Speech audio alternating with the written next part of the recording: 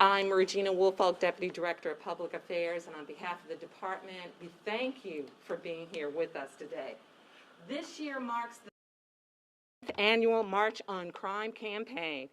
And during this time last March, our biggest concerns were the rising homicide rates and aggravated assaults and DWIs. And then COVID hit with an increased level of criminal activity like road rage and domestic abuse cases.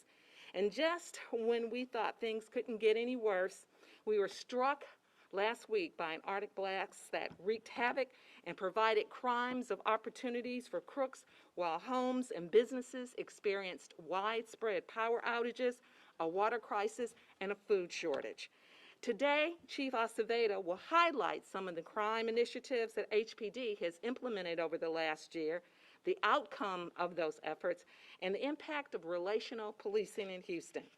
And before we have our special proclamation presentation, I would like to recognize several dignitaries that have joined us today, who have taken time out from their busy schedules this past weekend of distributing water and food to their constituents. And those that have joined us are Council members Sally Alcorn and Tarsha Jackson, and I think shortly we'll be joined by Letitia Plummer and Carolyn Evans. And at this time, I'd like to ask Councilwoman Sally Alcorn if she would come up and present the proclamation to the Chief, and followed by his remarks. Thank you very much. I'm Sally Alcorn, at-large representative, position 1. I was at this, position 5, sorry. I was at this event last year, Chief, right before COVID. I mean, the world was still the world. So just want to give a big shout out to all of HPD, all your hard work through COVID, the rise in crime, everything you've done, and during this past week, just unbelievable. Rode up in the elevator with somebody who slept at the HEC Center all last week. I know many of you did. Thank you for everything you're doing. So I'm happy to read this proclamation to get this March on Crime Week kicked off. The March on Crime program was created in December 1984 by Mr. Don Rosette out of the growing concern over violent crimes being committed in the Black community. The campaign's first year achieved much success, and a similar program for the Hispanic community, Lucha contra el Crimen, began in 1986. Kind of bad. The programs were combined in 1991 and opened to all citizens of Houston. March on Crime, Lucha contra el Crimen, is designed to disseminate crime prevention information through both electronic and printed media, as well as teaching those within the community new strategies to reduce crime in their neighborhoods. In 2021, March on Crime, Lucha contra el Crimen, continues to focus on education of the public on crime and crime prevention in their communities and reinforce the Keep Houston Safe public safety campaign. Officers throughout Houston reach out to local businesses, schools, and communities to continue crime prevention and the implementation of crime prevention efforts aimed at the elimination of criminal incidents. The City of Houston commends March on Crime, Lucha contra el Crimen, for its tireless work throughout local communities to inform citizens about crime prevention and its effort to reduce criminal activity. Therefore, I, Sally Alcorn, on behalf of Sylvester Turner, Mayor of the City of Houston, hereby proclaim March 2021 as March on Crime, Lucha contra el Crimen Month in Houston, Texas. Yay! Thank you. Come on up, Councilman. Let's take a picture real quick, you guys. Who's got the picture for us? Here you go. Here. Come on, guys. You guys are being all shy of the EACs. I don't understand. Come on, guys. Everybody get around. Get around. Come on. We all have on our masks. We're good. Come on. Ready? Everybody get it? Got it. All right. Very good.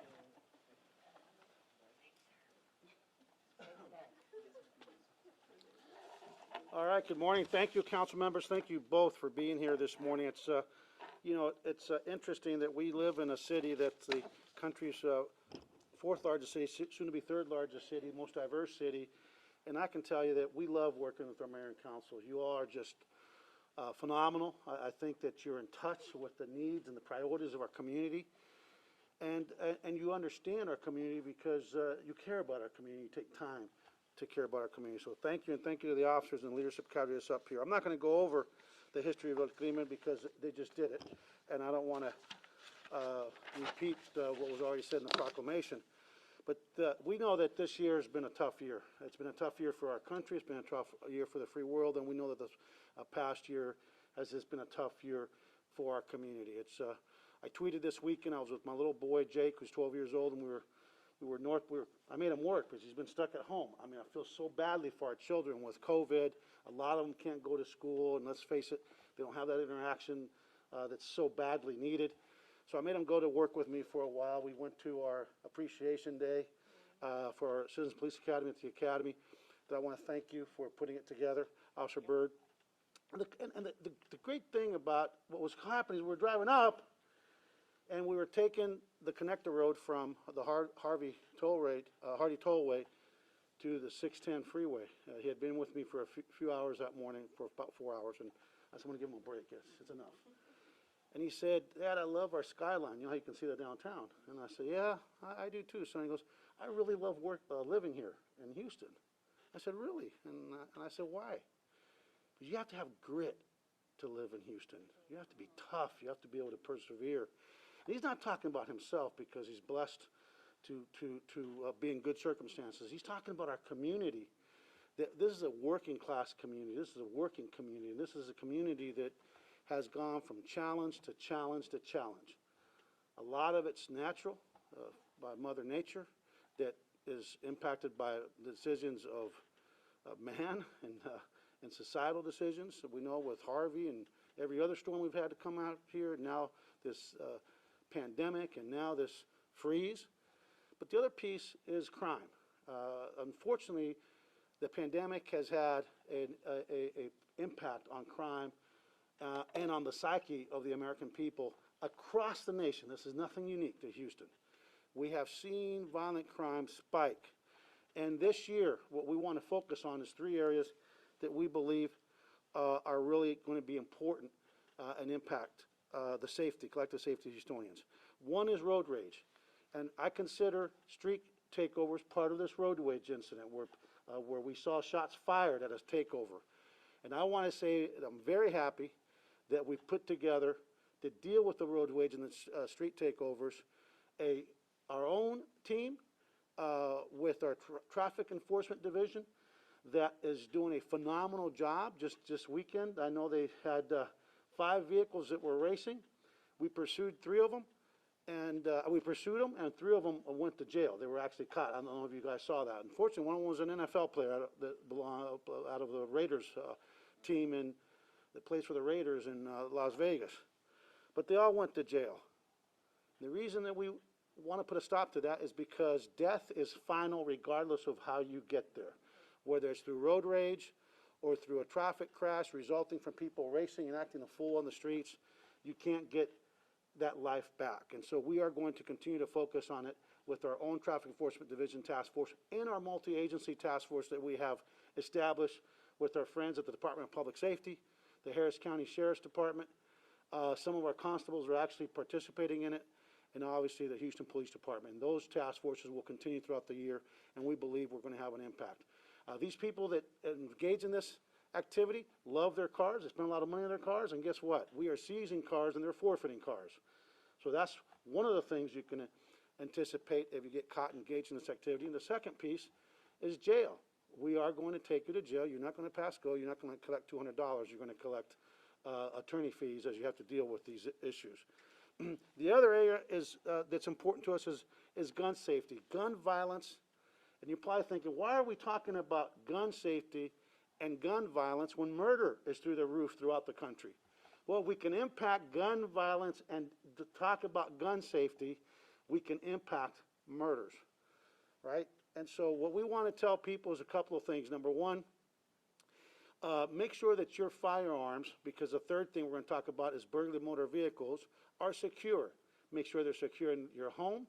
Make sure they're out of the hands of young people, and make sure that if you're in a volatile situation at home with domestic violence going way up because of the aggravated assaults that have gone up, which is driven in large part by domestic violence, is make sure that firearms are not in a home, take them out of a home, remove them from a home where there isn't stability in that home. And you talk about gun safety, and you talk about gun violence, and you talk about felonious murder and the murders of, that we're seeing out here. Burglary of motor vehicles continues to be a problem. We need people to take, lock, and hide your items in your vehicles. The most important item that you can keep out of your vehicle is your firearms. Texans love firearms. They love their firearms. We support the LTC program. But here's the problem. People are leaving their firearms in their cars, and guess what? The criminals are targeting cars for guns. Every year, thousands of firearms are stolen from motor vehicles in our city. And those firearms end up being used to commit robberies, commit assaults, and commit murders.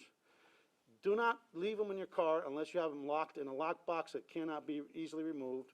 And don't advertise that you have a gun in your car, or that you have a high probability of having a gun in your car.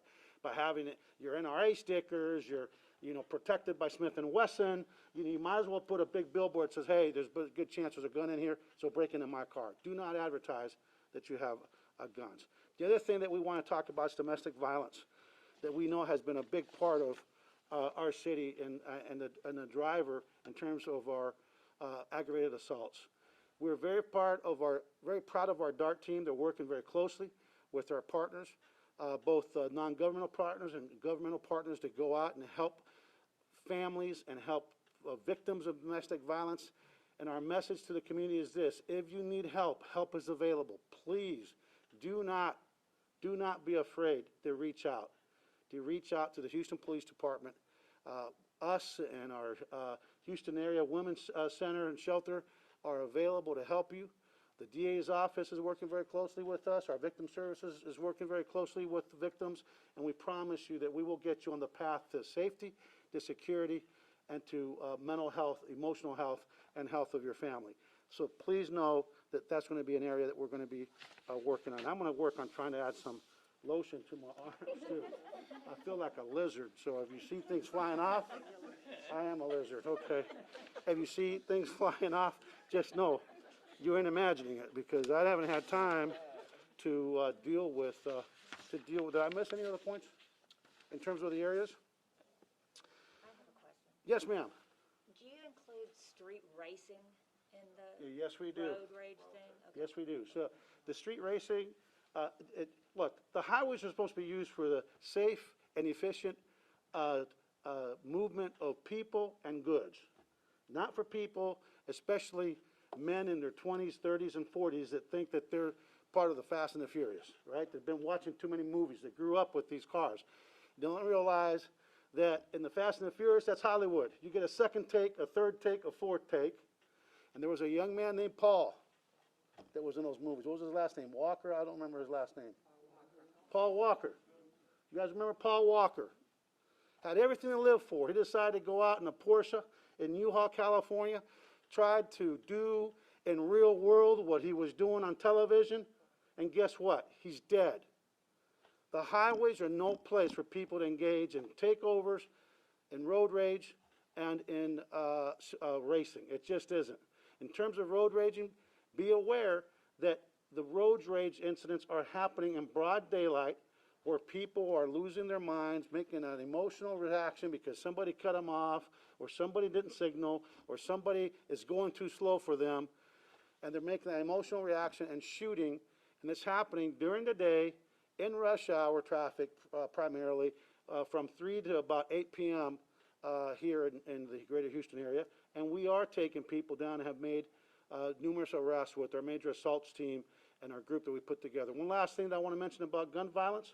I'm proud to say that we have deployed a tool called ShotSpotter in Houston at no cost to the taxpayer. It took us 4 years to get this pilot, but that is paying dividends. We are actually making arrests within minutes of the shots being discharged, because this system is that good, and and it provides that real-time, actionable intelligence that we can actually act on. I'm very proud of our patrol officers and our street front units crime units that are going out and catching these bad guys. That's making a difference. And in terms of the violent crime, in terms of the robberies and the things that we're dealing with in this city, we are working very closely with our federal partners, with our federal partners and the U.S. Attorney's Office and our federal court system to hold violent criminals accountable. So with that, I want to say thank you again to our team. Thank you all for your leadership. I look forward to the questions, and thank you to the mayor and council members. Thank you for being here and your leadership, and thank you for being part of the all-hands approach to responding to this weather emergency we've been suffering from for the last week. Any questions, and I'll do Spanish. Yeah, I have a question. What? Did you want to come up? No, I had a question for you. Oh, yeah. What are we doing about convenience store owners who are allowing people to congregate? That's a great question. We're starting to identify these convenience stores in our city, predominantly in areas that are suffering from some of this violence, and they're becoming a magnet for violence. And I thank you for bringing that up. And let me just tell you, to the convenience store owners, we are going to start doing nuisance cases on those convenience stores that have become magnets for, quite frankly, people engaging in criminal activity, drug sales, and the ensuing violence that occurs in and around these convenience stores. We're closely tracking our calls for service and our criminal events at these locations, and Chiefs Slinkard and Finner and their teams are working very closely with the county attorney's office and the city attorney's office, and we're starting to put together nuisance cases, public nuisance cases on these convenience stores. So be a responsible owner, put up no loitering signs, keep people, you have rights as private businesses to keep people off of your premises. And I'm here to tell you, if you're going to let people hang out and engage in criminal activity, and it's creating this violence, you're probably going to end up dealing with an abatement, a nuisance abatement, a lawsuit brought to you by the county attorney's office in conjunction with the city attorney and the Houston Police Department, because it is a problem. And I want to thank my executive assistant chiefs Finner and Slinkard and their teams for actually getting the data and the evidence we need to start getting these cases going. So thank you so much for bringing that up. I really appreciate that. Chief, full question from Channel 11. Most of the street racing incidents happen on Westheimer. Why can't you set up undercover officers on this road to catch these guys on the weekends? Or Okay, first of all, that's not true. It's happening all over the city. But guess what? KHOU, we are using undercover officers, not just in the Westheimer area, but all over the city. And that's going to continue. And I'm really happy to say that one of the challenges we had last year is that we were having a real restriction at the JPC in terms of our bookings, and we worked very closely with the county to be able to change that. So we've expanded our ability to actually arrest people and book them at the JPC, including these road racers, these street takeover suspects, and obviously the road ragers and some of those other more serious suspects. And is social media something that's being monitored? We're always monitoring social media, not just to deal with the street racers, but to deal with all kinds of crime. You know, let's face it, when people turn to crime, sometimes, especially in the gang environment, gang members have to talk about it. They can't help themselves, and we're always monitoring. Anything else in English? Crime over Who are you? week, Charlie Anthony with ABC 13. Oh, hi, how are you? Hello, good morning. I can loan you some lotion. Oh, that would be great. Just no flowery stuff. Yeah, that's pretty bad. Help, watch this, help. You can read it. Help.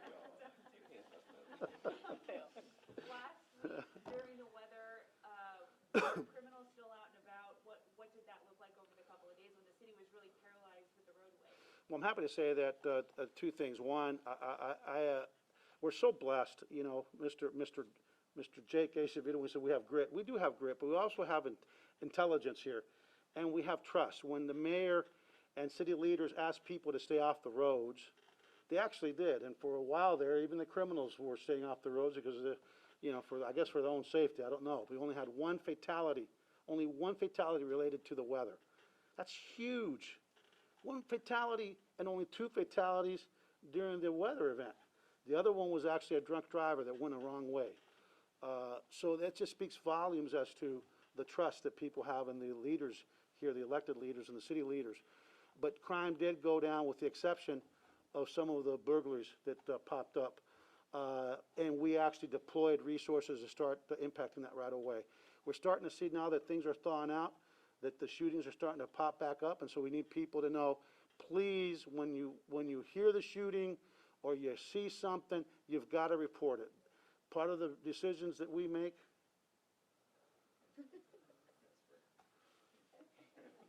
Back away from there.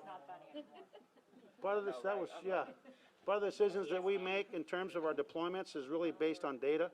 And if you don't report the gunshots, one of the things that we've learned through ShotSpotter is that there's a lot of underreporting going on. People think that we're not going to respond. We will always respond to shots being fired. I want to really thank our men and women that for the entire week operational period, our priority 0 calls, which is our highest priorities, our crime in progress, emergency calls, we basically stayed on top of them, and at no point were they really backed up. I don't think we ever really had them backed up at all. Our priority 1s and our priority 2s, I call them 0s because that's the highest priority in my mind.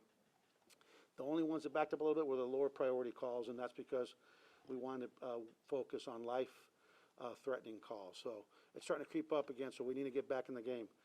But we never left the game. You know, we were actually, on one night, we had an individual up in the North Shepherd area that was, I think it was on Airport, off of Airport, wasn't it? Airline, excuse me, Airline, that was going around robbing taco trucks that were trying to make a living, and our officers actually was engaged that individual, and sadly there was an officer involved shooting, and that suspect lost his life. But it showed you that we never stopped fighting crime even throughout this operational period.